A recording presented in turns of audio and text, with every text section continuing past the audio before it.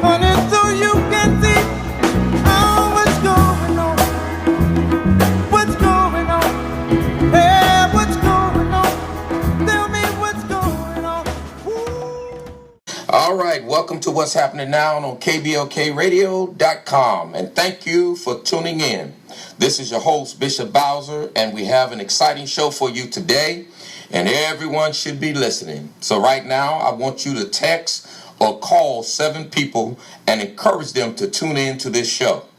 Ladies and gentlemen, this morning we have a great show for you.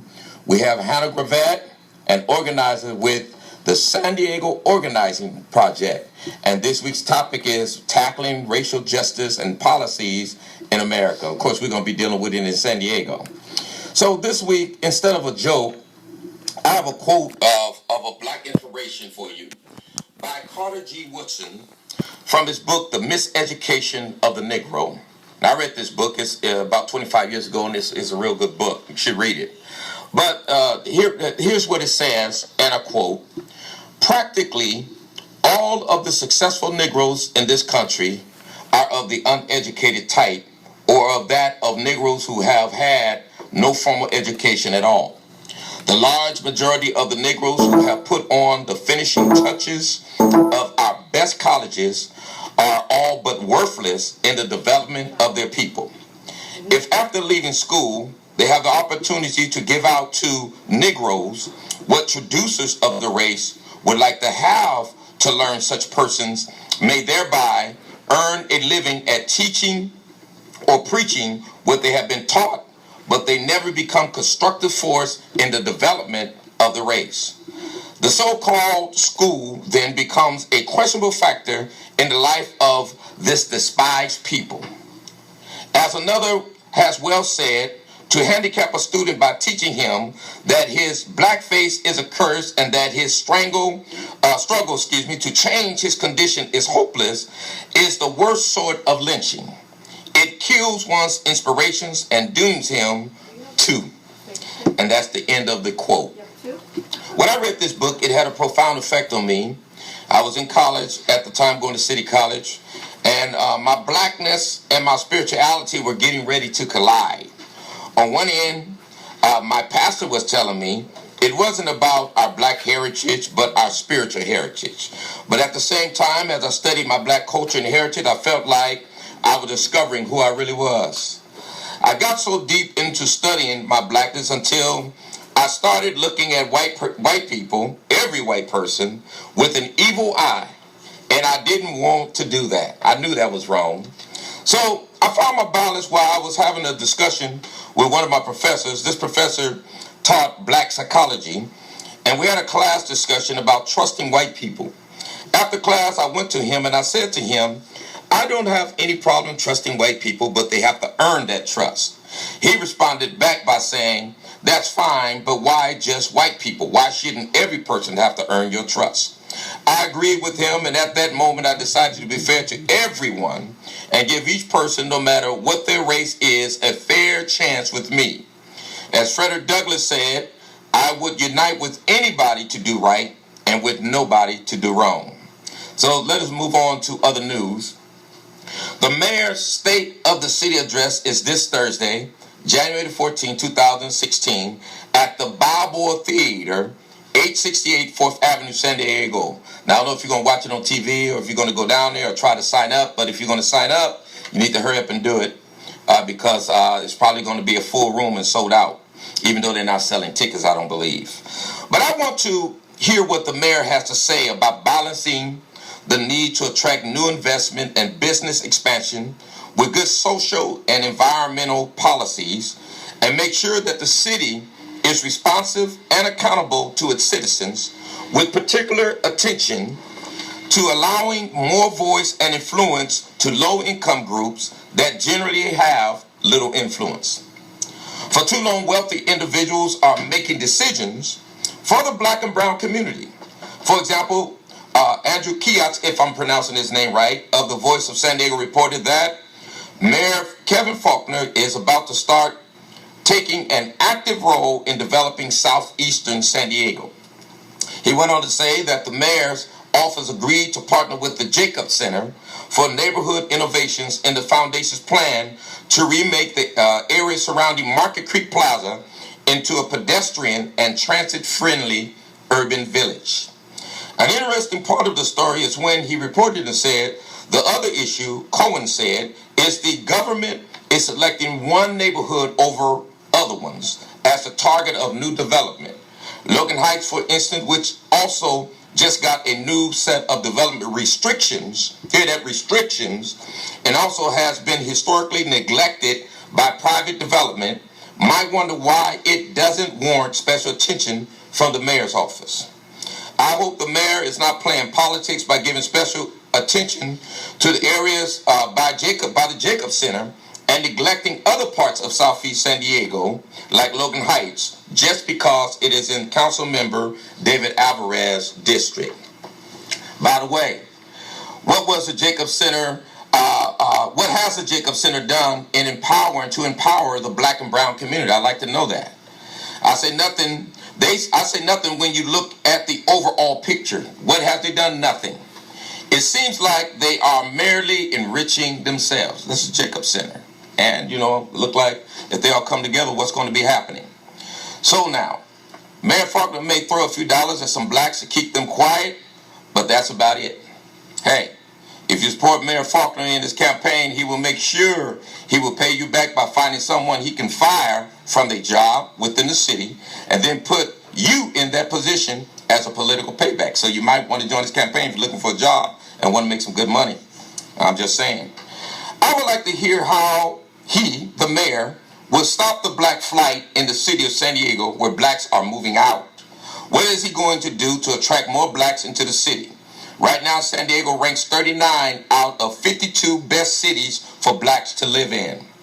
If Mayor Faulconer cares about these issues, I would like to hear him address them in his State of the City address, and afterwards, see him engage the city on them, show us his plan, move to implementation, and take us through the transition. I would like to see the mayor move from giving us rhetoric at the State of the City address and transform that rhetoric into a real heartfelt vision that becomes a reality for communities of color. Right now, our reality is a system that has failed us in dealing with violence, education, mass incarceration, and unemployment. Violence, chronic unemployment, and underemployment fracture families and neighborhoods and choke off hope. Well, we have with us this morning Hannah Brevet, an organizer for SDOP, which is the San Diego Organizing Project. She is assigned to the Southeast San Diego area, and our topic today is tackling racial justice and policies in America. Ms. Brevet, welcome to What's Happening Now on KBLKradio.com. Thank you. Thanks for inviting me to be here. All right. It's good to have you, and I'm glad you accepted to come. So tell us, who is Hannah Brevet and where did she come from? So Hannah Brevet is a white woman from Ramona. So I grew up in San Diego County in a very, very rural community and kind of northeast county. But Hannah Brevet's also a person and a human with a soul and a heart and a mind and a body. And I've lived in a world my whole life growing up here in San Diego County, but everywhere that I've been since then, I've lived a couple other places. I've understood and observed that people have different opportunities based on where they come from, and definitely based on the color of their skin. And it's something I've always been conscious of, and conscious that I've had opportunities and given opportunities because of where I come from, who my parents are, and the color of my skin. So something that I've just always been aware of. So one way that I've tried to really engage and be a part of this conversation and really my own humanity is dependent on being a part of this conversation about race and equity and fairness is I've found myself working now as a professional organizer at San Diego Organizing Project, where it's my job to constantly kind of work at policies to tackle some of these issues. And how long have you been with SDOP, San Diego Organizing Project? I've been there for almost 8 years, 7.5 years. before that, I worked as a social worker. So I've had some experience on kind of working inside the system, and now I feel like a lot of my job is working out in the community, sort of outside these systems, trying to get them to work better from the outside. And has this whole time been in Southeast San Diego, or you've done other things with SDLP? No, yeah, I've done other things with SDLP. So I started out actually working mostly in the South County, South Bay, so kind of National City, Chula Vista, San Isidro. Okay. And working there, obviously, predominantly in Latino communities. And then from there, I really started focusing on access to healthcare and issues around people trying to get access to healthcare, which is a universal problem. Everybody is scared about whether or not they can afford their healthcare, which is a problem in this country, no matter how much money you make. And so, but it was through my work on accessing healthcare that I started looking at the numbers of who actually is getting access and who's dying sooner and who's living longer. And I mean, across the board in San Diego County, that's when it really jumped out at me that African Americans especially, and then Latinos next, if you are black or brown in San Diego County, you will die sooner, point blank. Absolutely. So that's when I really started realizing there's something else. Yes, it is absolutely policy, and it's absolutely around work and programs we need to do in the community, but no matter how many programs we make, if we don't start talking about that reality and making sure people understand that reality, it's never going to change. So that's when I first started thinking about race. I was always thinking about economics and social justice and economic justice, and that was when I was working on healthcare and access to healthcare that I really understood that race was absolutely a big factor that we needed to tackle. Wow, man, and most people. Let me ask you something. Now, this is a fact, and when we look at when you've mentioned blacks in health, that's one of the issues that I'm always raising. In my speeches, sometimes I talk about. And I know people get upset, especially blacks will get angry when you start talking about health, when you start talking about stop smoking so much, take care of yourself, eat better, exercise, you know what I mean? Because we died first and even when you look at smoking cigarettes and look at whites, look at Latinos, look at blacks, I find that blacks die even more, from and I know I was reading a study, I can't remember the study right now, but I remember reading a study about racism and how racism affects your health. And I know that comes in, that's a factor that plays into whether it's hypertension, high blood pressure, diabetes, heart disease, and things like that. So we compound it when we have to doubly take care of ourselves. We have to really double down and get down in there because of the other extra things that we have to go through and deal with when it comes to our race and so on. That's right. Well, and there is, I'm not a doctor, but there is a chemical that your body produces when you're under stress. And so stress is the number one factor that produces that chemical, but the other factor, and this leads to stress, is vigilance. So if you feel like you're being watched or you're under watch, your body will produce more of this chemical, which then compounds all the issues of diabetes and heart disease and all of that. So and I've read articles, and then I know lots of people out in the community that even the fact, so if you get so I'm not a black man, but I've heard stories that if you are a black man and you get in an elevator, every woman in that elevator automatically clutches her purse a little tighter. Well, that's never happened to me, right? When I've gotten in an elevator, I've never seen people react to my presence being in an elevator that way, in a negative way. That very act produces that chemical just by observing that happening, and then you feel under watch, so you feel like you have to stand a certain way or keep a certain distance. That your body automatically produces a chemical that is bad for your health. Yeah, absolutely. And I think, after that has happened so many times, it's not with blacks, especially black men, and myself being a black man, it's not so much what you hear and what you read and what you see on TV and all that about, racism and how, what you just mentioned, people clutching their purse and so on, because they're afraid, they hold it tighter, they're afraid you're going to snatch it and take it. But I experienced those things, myself. And so now, if I'm walking, I'm a black guy, I'm walking down the street and I see a white person at ATM, I try to go the other way, just say, hey, I don't even want you trying to get scared because you see me, And by the way, and I would say this, to blacks and whites, but specific to whites, is that what you need to understand is that you're probably more likely to be victimized by another white person than you are by a black person.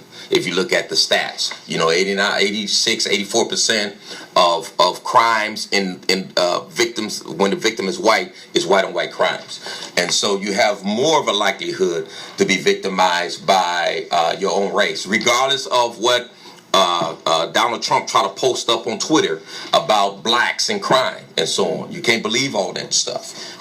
I think we also have to be real about who's actually at risk in this country. Exactly. I mean, just a couple of weeks ago, I was walking through the community in Southeast over, by Jacobs Center at Market Creek, and I say hi to everybody I happen to make eye contact with if I'm walking down the street, because that's just what I do. So I walked past this gentleman I didn't know, an African-American guy, and we made eye contact, so I smiled and said hi, and he said, he tried to get at me, and he goes, so you're not scared of a black man or something like that. And I said, I watch the news every day. I know for a fact that it is more dangerous to be a black man in this country than it is to stand next to a black man in this country. So I think we also just have to be really real and honest about who's actually at risk. Right, exactly.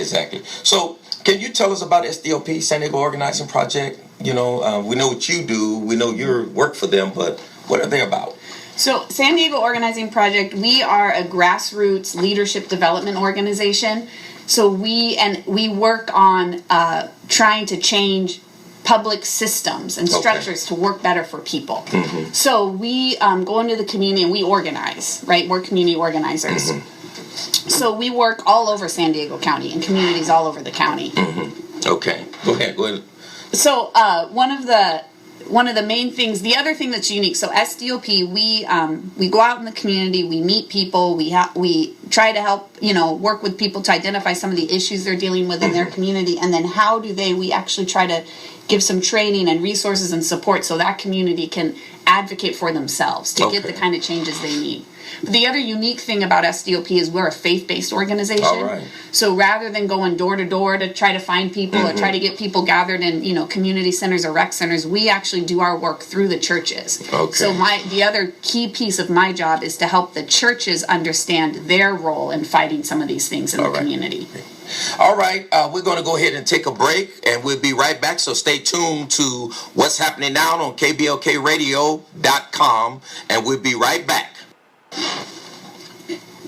All right, welcome back to What's Happening Now on KBLKradio.com, and we have Ms. Hannah Gravett with the San Diego Organizing Project with us, and we were having a good discussion here. And so she was telling us about SDOP, San Diego Organizing Project, and so you can continue.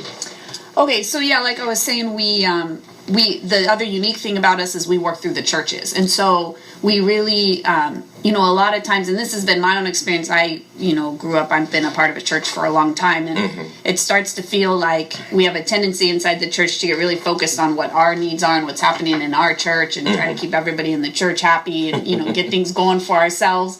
And so my job is kind of, in my organization, the role we play is to kind of really keep the pastors and keep the folks in the pews in the churches thinking and focus on what's happening outside the church.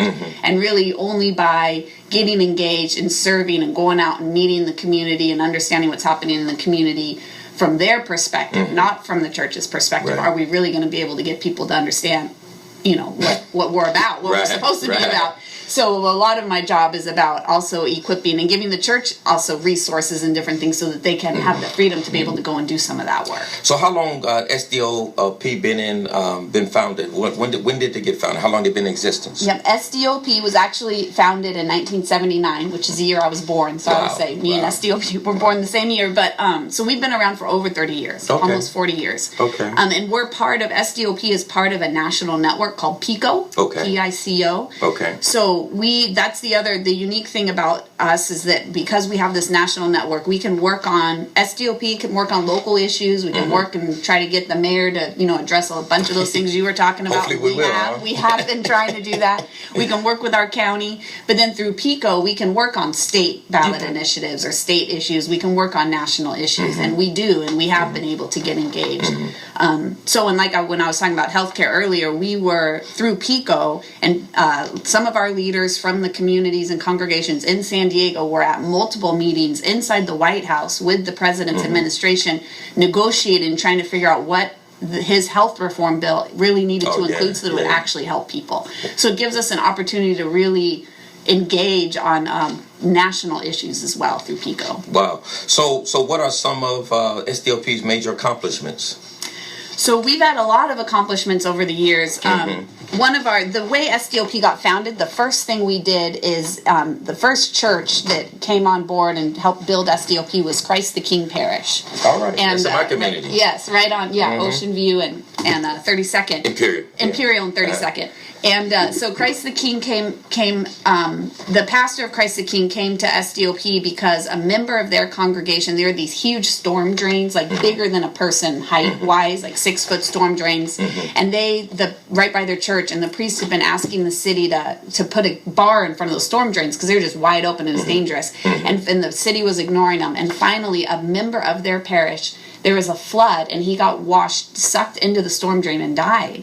That happened when I'm not to interrupt you, but just interject. When I was a little kid growing up in the community, a lot of people used to drown there. Used to, I don't know if it's the same one, but you used to always hear about people being washed away and through that creek down there and everything. Yes. Well, it was something that was happening on a regular basis, and the city wasn't responding and doing anything about it. And so the very, very first victory of SDOP 36 years ago was to get those storm drains covered. But since then, we've done a lot of things. SDOP was involved. Actually, SDOP was involved in the first neighborhood pride and protection program, which was when the police department was really trying to get out and do some different things in the community. Under what chief was it under?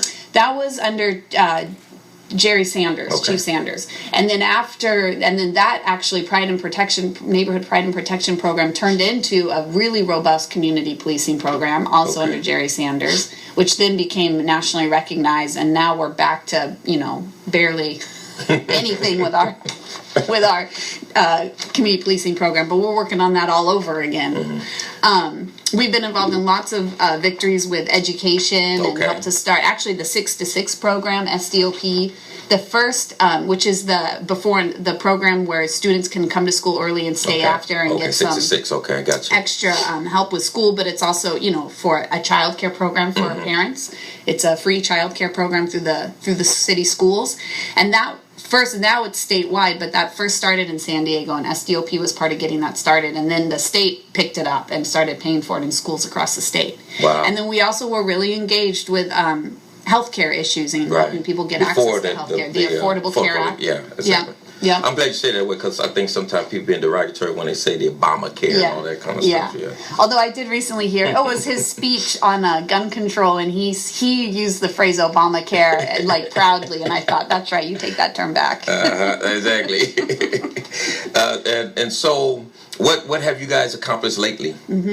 So lately, most of our work really has been focused on criminal justice reform issues in the last kind of year and a half. We were really, really involved with the passage of Proposition 47, which isn't, now it's a year old. It became law a year ago.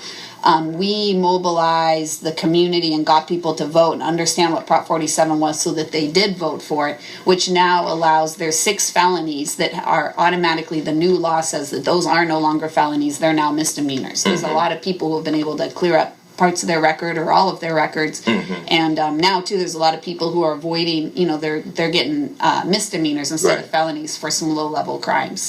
Right. So when there's an issue in the community, what issues can the community, whether it's a pastor, church, or just a community group, come to SDOP with? Can they come to them about any community issue or? They can. You can. You can come with any community issue. The first thing, part of our goal, obviously we want to win, right? We want to be able to address these issues. We don't want to be able to address just person by person. When we look at an issue, we look at it through the lens of, what's going wrong inside the system that's allowing this problem to exist. So and we have to make choices, right? We don't have enough resources to work on everything. So when we make choices about what issues we're going to work on, it is about how many people are affected, right? So, and the other thing is, not only do we want to win on the issue, but we want community people impacted by those problems to be to be empowered, to Right. be transformed and changed through this fight to actually win and actually be able to say that I did that for myself. I did that for my community. So the first question that I ask when people come to me with a problem is, can you get 50 other people in a room that have experienced that same problem, right? Okay. Can you get, it doesn't have to be 50, I'll ask 50. If they can get 10 or 20, I'm ready to Say, go okay, with them. yeah, So yeah. we're ready to go. But it is, can you find other people, and can you get people to come with you around this issue? So it's got to be something Right. that people feel enough urgency, enough anger, enough agitation or discomfort around that they're ready to really do something about it. Right. So what do you, as far as like in the city of San Diego with the mayor and the state of the city addresses coming, what should the mayor be focusing on right now that you think as far as from the SDOP perspective? Well, I think a lot of what the mayor is saying is right. I just think the mayor should do what he's saying. Right, not just rhetoric. Yeah. So, I mean, one thing that really is discouraging, well, is frustrating to me and makes me angry, is the mayor. Again, everything he says is exactly what we would love to see happen. He which tells me that he knows what the problem is, and he did enough work to get out there and talk to the right kind of people to really understand what the problem is. Right. But in last year's budget, the mayor, rather than increasing the amount of dollars that were going through to the communities that he already has targeted, that he knows are the communities that have the most need, his public relations staff went from 2 people to over 10, almost 20 people just in the mayor's office. So to me, that proves the theory that he's really more interested in telling a story about what he's doing rather than actually doing the work. Wow. So I think city council. And what department district- is that? the communications department, right? Communications. So I think that City Council District 4, City Council District 8, City Council District 9, which are all the southeastern San Diego communities, City Heights, all the way down to national, the border of National City, those communities need deep investment. But they need investment in their infrastructure, right? So there needs to be lights and sidewalks and safe routes to get to different places, but there also needs to be investment in the business community, right? So that there's businesses there that people can use and spend money in their own community. And then there needs to be investment in the services that are available. So, I mean, the city of San Diego is not responsible for, it's the county that's responsible for most of like the social services, but the city is absolutely responsible for some of those things, especially when it comes to kind of the neighborhood programs. So the recreation centers and the libraries and creating other community centers like that, the city could play a role. And then the police obviously is funded through the city. So there's all sorts of ways. It's not even that you need new money. There's all sorts of ways I believe that we should be in conversation with the mayor and the police chief around how to spend the money inside of that department so that it serves the community better. Yeah, absolutely. So how do we change these systems, to work for communities of color, as far as some of the things you just mentioned and dealing with the mayor and the county too, and so on, and moving to the state, but because we're dealing with local issues, how do we change these systems to work? So the first thing I would say is, and this is, I think, the answer that no one wants to hear, is we have to vote. All right, get out and vote. And it's not because I hear it all the time, and people say, I don't think my vote counts, or what's one vote going to do?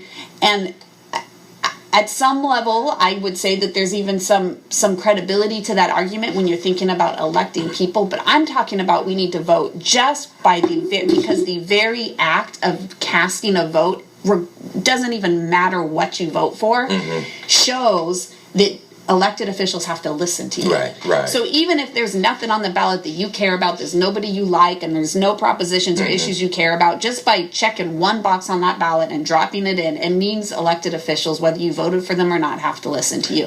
And that is the only way we're ever going to change, is when people will start listening to the voice and the cry that's coming from these communities. And up until now, people haven't felt the need to listen, and that's a big part of the problem.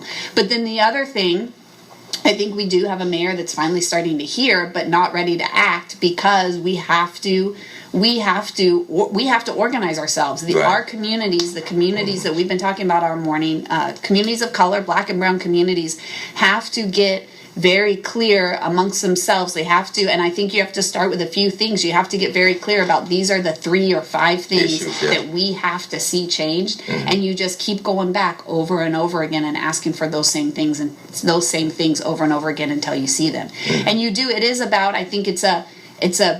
There are ways to have direct conversations with people that work for the city. And that's partly what SDOP is helpful with in thinking about how to organize and conduct those meetings in a way that you will be heard. What kind of, have you had any meetings with the mayor's office? We've been trying to have meetings with the mayor's office. How long the mayor's been in office? Almost 2 years, a little over a year and a half or so. You guys haven't met with him? We have had one of our churches, so St. Jude, the organizing team at St. Jude's Parish was able to finally, just like a month ago, was able to get a meeting with, right before Christmas break, was able to get a meeting with the mayor. And it was a good start to a conversation. Right. He was in the room, and we were able to talk. We were able to talk about some of the issues with policing, especially. We were able to talk to him about. So, but SDOP has been trying to get a meeting for all of our congregations together, for our organizational leadership, for all of our communities to sit together in a room and have a conversation. So I think that's the other tool or tactic that they can use is they can create an environment where communities feel like they're competing against each other for these resources. We do not have a shortage of resources. Right. We have a priorities problem with our elected officials. So communities do not need to compete with each other. But that's the environment that gets created because it's beneficial, right, for the people who are holding the resources. Right. Absolutely. But that is absolutely not the case. So that's if SDOP has been trying to get a meeting where we can bring folks from all the different communities we're working with together to say we all want this same thing. Yeah, it's like not just one specific group that has, their own agenda that may not benefit the whole community. And I think that's one of the problems that I see is that there are individuals that are benefiting, but the community as a whole is not benefiting. And that's where we want to see change take place. And so what kind of challenges, you as an individual, being involved in social racial justice and dealing with systemic racism and policies, what kinds of challenges and dilemmas and problems do you face in dealing or doing racial justice, being a part of that movement and trying to bring change, especially as a white woman around basically blacks and brown people, and because I know people probably look and say, "Who you don't represent? You can't speak for us." And I know you deal with all those type of things, so Yeah. Honestly, I think my biggest challenge is, the first challenge I face is just credibility. Making sure people believe me, right? People believe that I'm in this work and I'm in this fight and I'm a trustworthy, co-laborer, that I'm going to stay in it. That's hard. It's hard to do, but it's worth. It's okay. Like, I'm willing to do that work. I'm willing to do that extra work, because that's just who I am, and by the nature of who I am and being a white woman, that's part of what I'm going to always have to bring into this fight. I think the other challenge, though, is to be really honest, it is to stay on the treadmill. This is hard work. Yes. And when I get tired, I can step off, right? I can escape. I can find, something else to do. I can create a really comfortable reality for myself and my own family and somewhere else.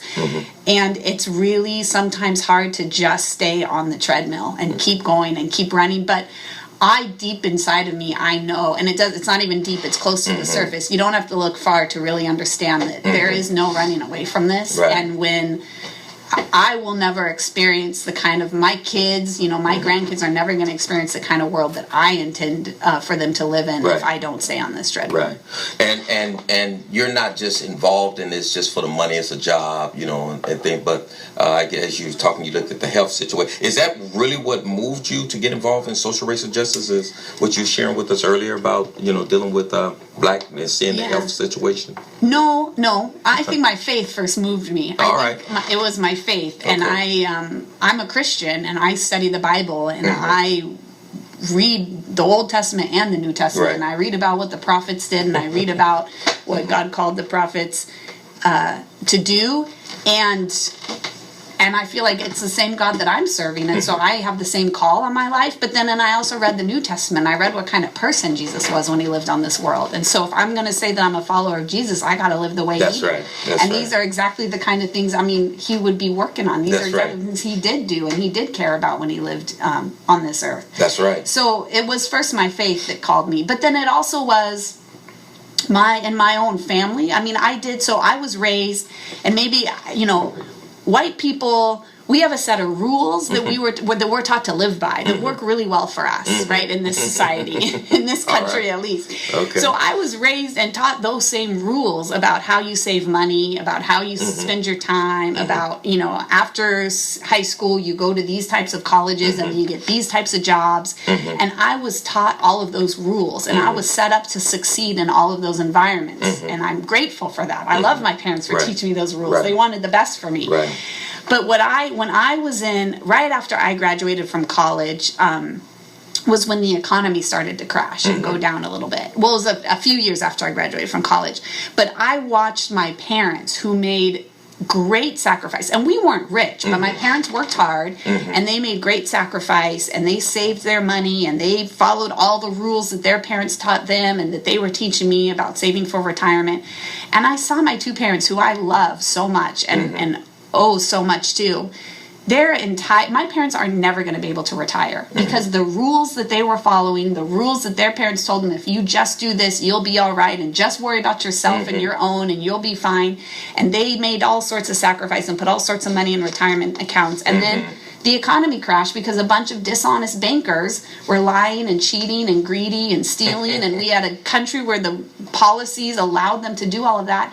And so the rules didn't work for my parents. So I know that the rules aren't going to, I don't believe that they're going to work for me. So when I saw that happen, that's when I actually got angry. That's when I actually realized, okay, I already knew something was going on, and now I'm actually so angry and so mad and so deeply understand that I'm connected to all of this, and I have to do something. So it has to be some personal, and what I observed that, whites can come support demands of people of color when they see their common rather than their opposed interests.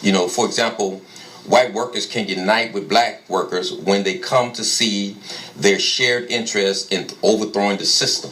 That kind of like what you were talking about. So you agree with that, right? I absolutely agree with that. And I would say from my own experience, my first, before I became an organizer, before I started really understanding about systemic racism, structural racism, I still had a call or a pull to be involved in this kind of work, but I came in, I thought that I was supposed to be like a helper, right? I was supposed to come and rescue, right? Come and save. I was the savior type, I was the savior, and I was engaging in work in that, with that mentality, and for a number of years. And it wasn't until I come to save y'all. No, I absolutely did, and I think that's the inclination. I know everybody, has had that experience of a white person wanting to save them, and a very kind white person wanting to save them. And it wasn't until I understood that I also, was at risk. That I had a common, a real deep self-interest. That I, was connected to this. That I understood that was the completely wrong orientation, and now I'm a soldier alongside everyone else. Right, and when white people commit to become advocates and become activists in the sense of for racial justice and cross that line, that even puts them more at risk also. Yep. Absolutely. Yeah, you've got to be. Yeah, I'm on the treadmill too, and if I fall down, I'm gonna suffer too. Right. So, with you being a white person, do you try to influence the beliefs and behaviors of other whites? I try. What you mean you try? No, I actually. So, yes, that is another big struggle about this work. Is it's very easy to also just have two worlds, right? So I go into the racial justice, social justice, SDOP world, and I'm there 40 hours, 50, 60 hours a week. And then I could leave that world, and I have a circle of friends who are like me, and were, raised in communities like mine, and not even talk about my work, right? Not even talk about all of that. And, but I don't do that.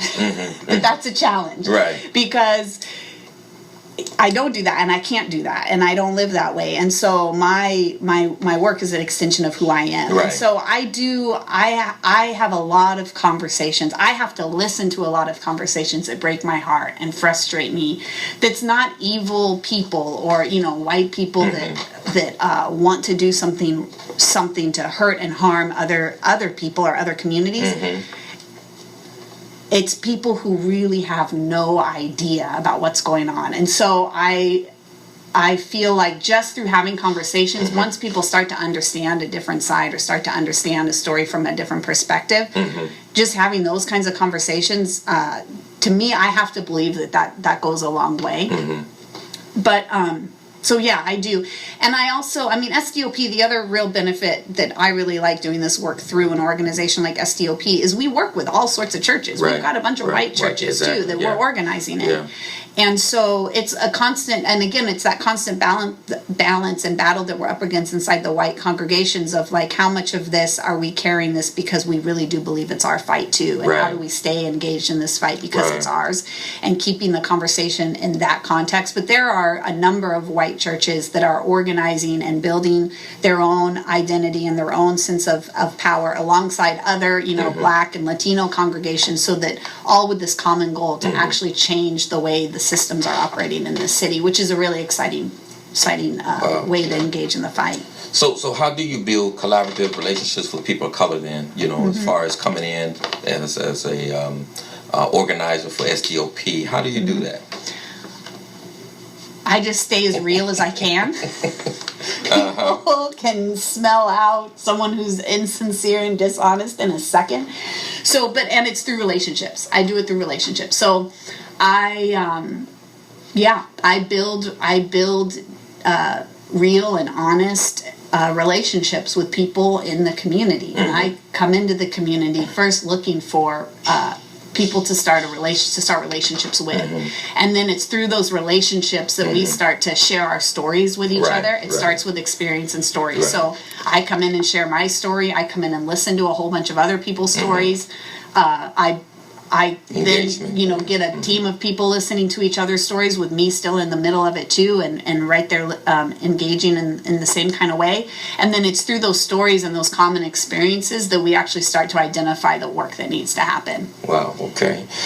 Can you identify what you see as important forms of racial justice work? Yes. You mean right now? Yep. So I think that right now, with our criminal justice system, there are a couple very, very real issues that we need to start to work on. I think that prosecutors have way too much discretion, way too much freedom and power inside of our criminal justice system. And I think that the only way we're going to change that is through policies. Okay. So I think we need to be a part of changing the law, changing laws so that prosecutors have more accountability, and they have to answer to other balances inside of the criminal justice system rather than be able to do whatever they want. So that's a big one. Also inside the criminal justice system, I think that the way that our plea deal system operates is, again, we need new laws so that that system can't keep operating the way that it has been, because it's destroying lives. It's destroying lives of people that it shouldn't be having any impact on.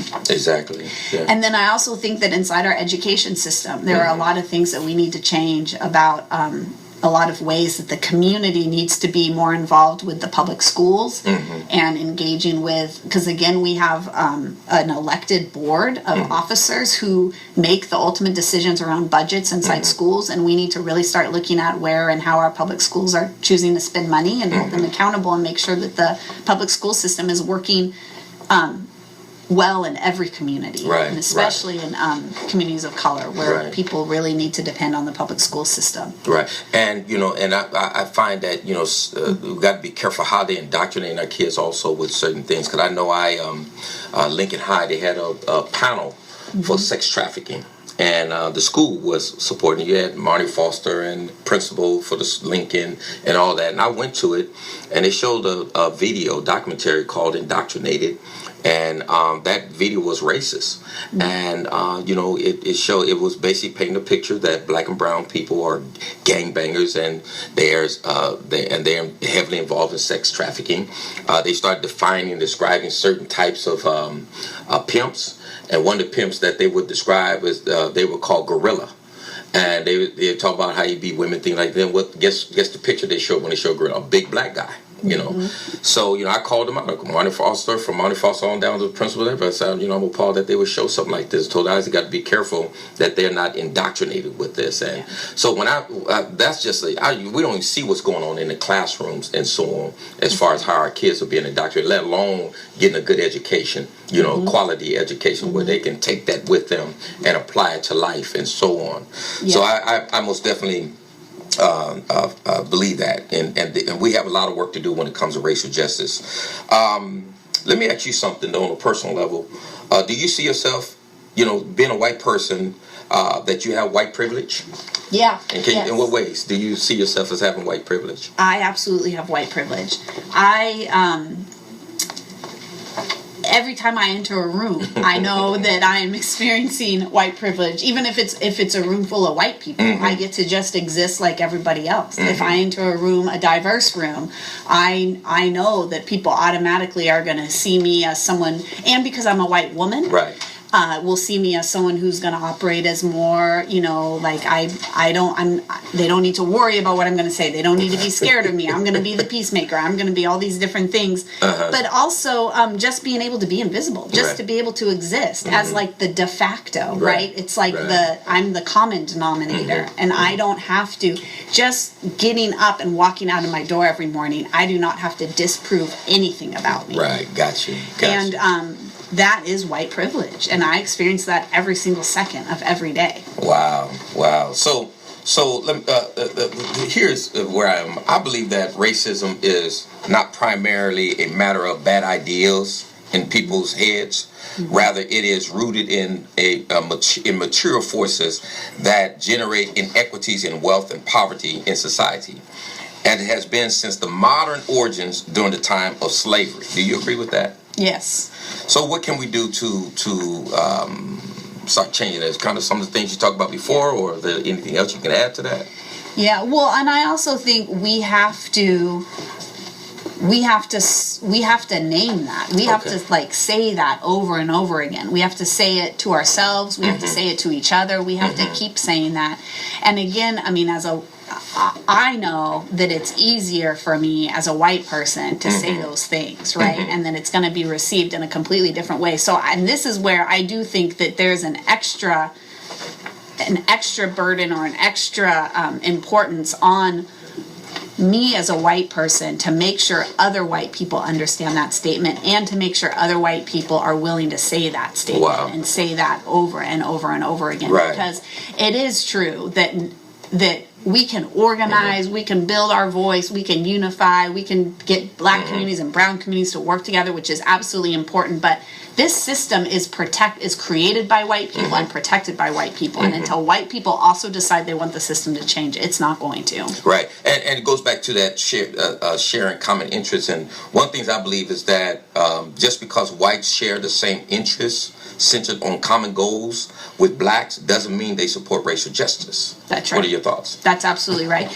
And that is, so white supremacy is like the third leg. Maybe it's like, though it's in the middle of the stool, that leg has to be kicked out from under the stool in order for this to really change, in order for things to really change. Okay. So how many churches, you might have said it and I missed it, but how many churches are in SDOP?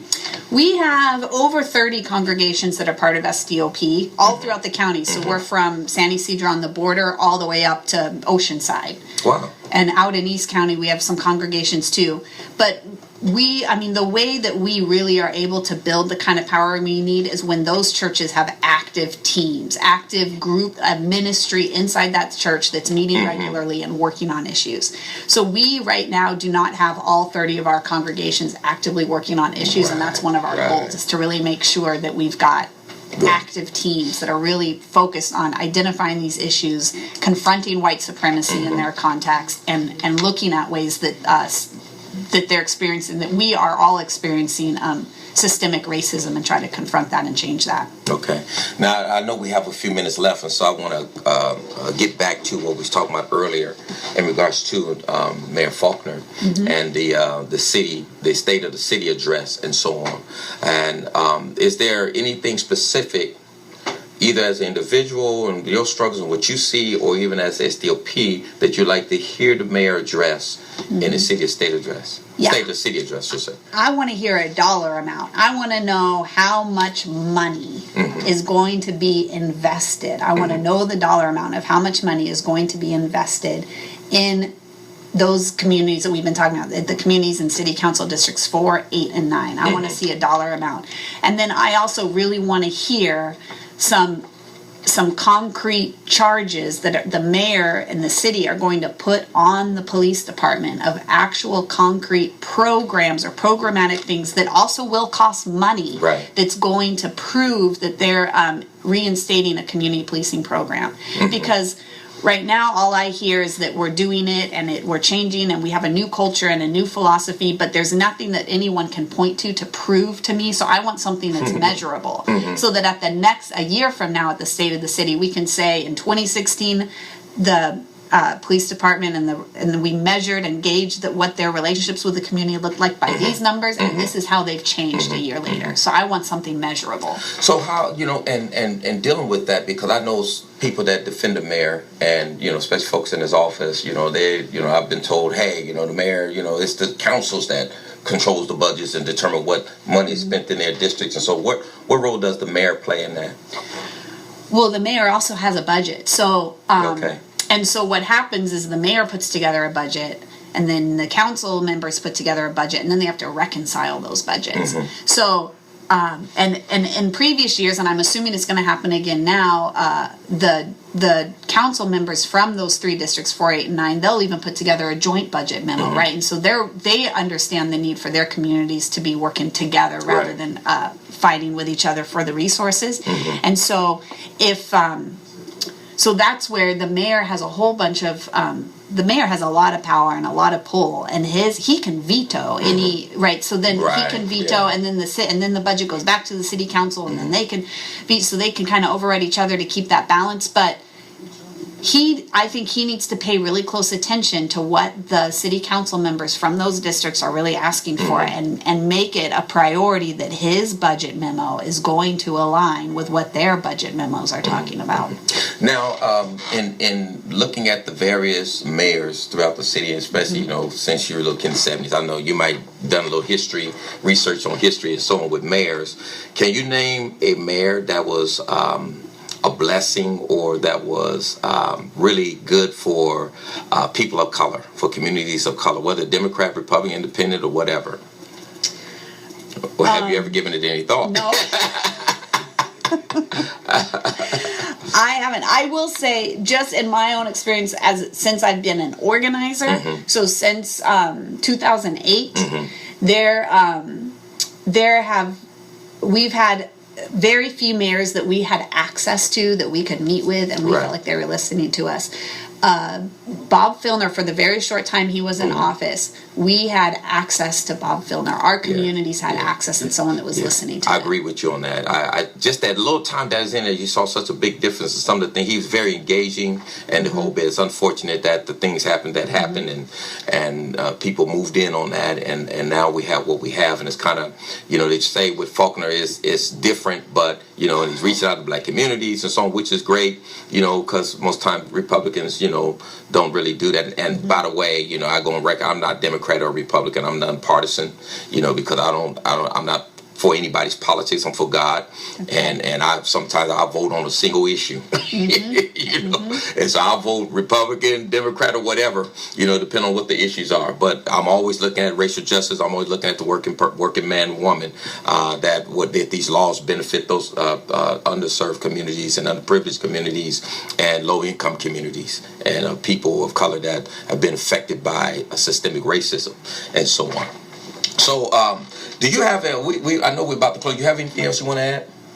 No, I mean, the only thing I would say back to the city is we also need a mechanism in this city. Since redevelopment money went away, we need a mechanism that's automatically generating or automatically moving resources to underprivileged or under-resourced communities. So we can't, I was saying all that, I was putting all this pressure on the mayor, but the truth is we shouldn't let it be up to our mayor to make those decisions. Money should automatically, equitably be flowing. We've been in a lot of trouble waiting for them.